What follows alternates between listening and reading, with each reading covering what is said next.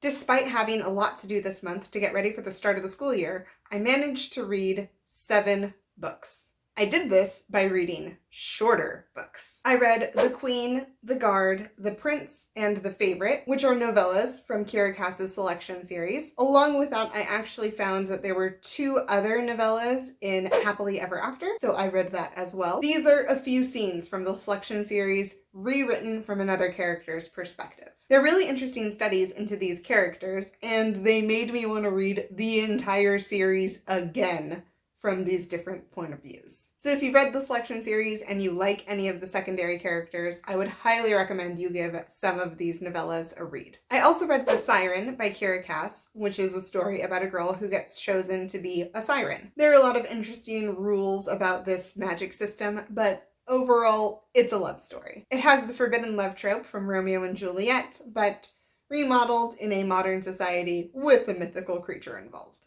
The story was cute, fun, and it explored the idea of self and personhood a lot. If you're a fan of Kira Cass and you haven't read The Siren, I would highly recommend this one. Next, I read The Betrothed, also by Kira Cass. I went into this book thinking it was going to be part of the selection universe, and it wasn't. This book is a high fantasy that has the system of kings and queens still at rule. The main character is a young woman who is the favorite of the king. There's a lot of talk in the royal court that she will become his betrothed and eventually become the queen of the kingdom. Trouble sets in when a new family arrives and she catches feelings for someone else. My biggest problem reading The Betrothed is that the main character spends very little time with her new love interest. Still, all the interpersonal relationships of all the characters are really well written, and they explore a lot of topics that books like these don't usually get into. So while it has the romance, it also has a lot of other aspects about classism and drama. The last book I read in August is Race to the Sun by Rebecca Roanhorse. This book is part of Rick Riordan's imprint, following the mythology of Native American cultures. All of the characters have such distinct personalities, and the adventure in this story is so well done. I happen to know a lot about Native American mythologies already,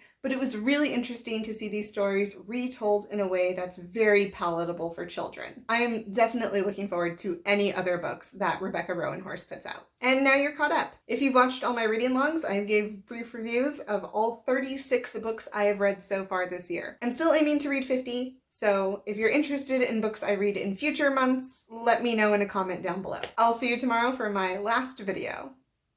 Bye.